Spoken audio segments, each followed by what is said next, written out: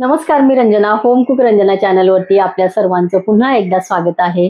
आजची रेसिपी करणार आहे मोड आलेले मूग आणि मोड आलेले मसूर मी इथे घेतलेले आहे। इक्वल प्रमाणामध्ये मी हे घेतलेले आहे। 1 वाटी मसूर आहे, 1 वाटी मूग आहे। मोड आलेले छान व्यवस्थित धुवून 8 तास भिजून त्याला मोड आणलेले आहेत आणि हिवाळा असून सुद्धा मोड छान येतात। तर मोड आणण्याची पद्धत माझ्या चॅनलवरती मी याआधी पण मोड कडधान्याला कसं आणायचं आहे। उन्हाळ्यामध्ये असेल तर खूप लवकर मोड येतात, पण हिवाळ्यामध्ये थोडेसे कडधान्यांना मोड यायला वेळ लागतो। एका दिवसामध्ये जसं उन्हाळ्यामध्ये पटकन दिवसभर रात्री जर आपण ठेवले तर दिवसा सकाळी मोड आलेले दिसतात, तसं हिवाळ्यामध्ये थोडासा वेळ लागतो। तर हिवाळ्यामध्ये थोडासा वेळ जरी लागत असेल तरी त्या कडधान्यांचा वास येऊ नये म्हणून व्यवस्थित आपण कडधान्य पाणी निथळून आणि व्यवस्थित जर ठेवले, माझ्या चॅनलवरती मी त्याची व्हिडिओ दिलेली आहे, तुम्ही बघू शकता। तर तसेच आज मी इथे मोड आणून घेतलेले आहे, 8 तास भिजवलेले आहे पाण्यामध्ये आणि छान इथे मसूरला आणि मुगाला मोड आलेले आहेत। तर मोड आलेल्या ह्या कडधान्यांची भाजी मी नेहमीच सांगत असते, सगळ्यांना माहिती आहे की आपण खाल्ली पाहिजे। प्रोटीनचं प्रमाण भरपूर असतं मुगामध्ये। ग्रीन सालीचे मूग आहेत, तर सालीमध्ये फायबर असतं, मुगामध्ये प्रोटीन आहे। त्याच्यानंतर मसूरमध्ये भरपूर साऱ्या प्रमाणामध्ये प्रोटीन आहे। मोड आलेले धान्य शरीरासाठी उत्तम असतं। दिवसभराचं प्रोटीनची झीज आपण कुठल्या ना कुठल्या मिलमधून थोडं थोडं घेऊन आणि भरून काढू शकतो, तशी आज ही भाजी आहे। तर जास्त मसाले वापरणार नाहीये, झटपट होणारी भाजी आहे। चला तर मग रेसिपीला सुरुवात करते।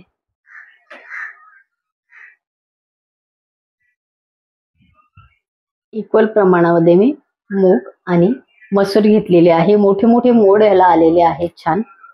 आणि यासाठी एक मीडियम साईजचा मी कांदा घेतलेला आहे कापून। 2-3 लसणाच्या पाकळ्या ठेचून घेतलेल्या आहेत। जाडसर इथे शेंगदाण्याचं कूट आहे, 2 ते 3 चमचे फक्त वापरणार आहे। जर तुम्हाला चालत नसेल, काही पथ्य असतील तर तुम्ही नाही टाकलं तरी चालेल, पण ह्या भाजीमध्ये शेंगदाणे भाजलेले कुठून ह्या पद्धतीचे जाडसर शेंगदाणे टाकले तर अतिशय छान चव येते। कढईमध्ये 2 टीस्पून मी तेल गरम करत ठेवलेलं आहे। तेल व्यवस्थित आपल्याला गरम करायचं आहे, खूप जास्त तेल वापरण्याची गरज नाही। तुम्हाला तेल खाणं म्हणजे शारीरिकदृष्ट्या आपल्या चुकीचं आहे, त्यामुळे भाजीला 1 ते 2 टीस्पून तेल एवढं पुरेसं होतं, त्यापेक्षा जास्त तेल घालण्याची गरज आपल्याला इथे नाही। या भाजीला आपल्याला जिरे घालायचे नाहीये, डायरेक्ट आपल्याला आता ठेचून घेतलेला लसूण आणि कांदा घालायचा आहे। कांद्याला व्यवस्थित आपल्याला कलर आणायचा आहे, तांबूस कलरचे होईपर्यंत आपल्याला कांदा परतून घ्यायचा आहे।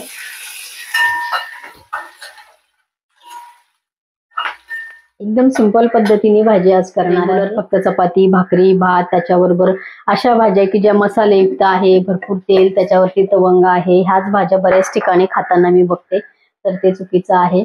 आपला कांदा व्यवस्थित झालेला आहे। अर्धा टीस्पून मी घालते हळद, 1 चिमटीभर घातलेला आहे हिंग आणि लाल मिरची पावडर मी वापरते 1 टीस्पून। मसाले जास्त आपल्याला तेलात परतवायचे नाही, लगेच आपल्याला घालायचं आहे मोड आलेले धान्य मूग आणि मसूर।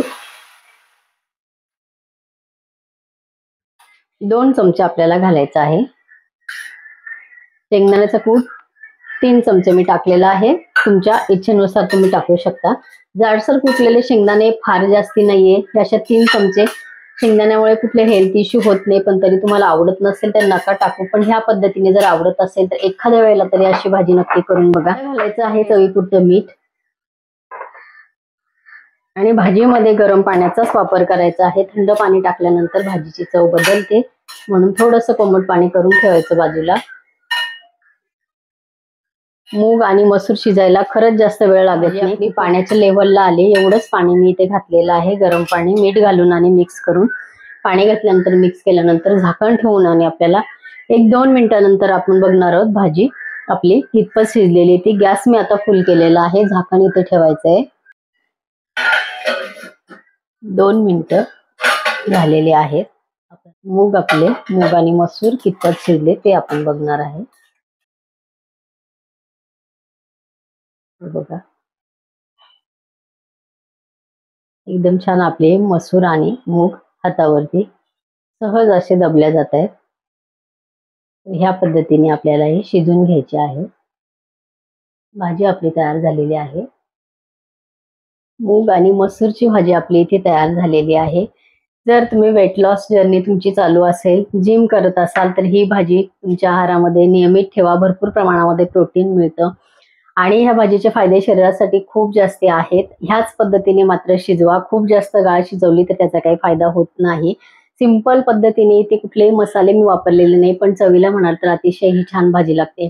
चपाती भाकरीबरोबर, भाताबरोबर खाऊ शकता किंवा चमच्याने सुद्धा तुम्ही उसळीसारखी ही भाजी खाऊ शकता. आजची ही रेसिपी तुम्हाला कशी वाटली कमेंट करा, इतरांना शेअर करा. माझ्या चॅनलवरती तुम्ही नवीन असाल तर होम कुक रंजना चॅनलला सबस्क्राईब करा आणि बाजूचं बेल आयकॉन सुद्धा प्रेस करा. म्हणजे माझ्या येणाऱ्या रोजच्या नवीन रेसिपीचं नोटिफिकेशन तुम्हाला मिळेल. माझ्या चॅनलवरती अनेक प्रकारच्या रेसिपीज आहेत.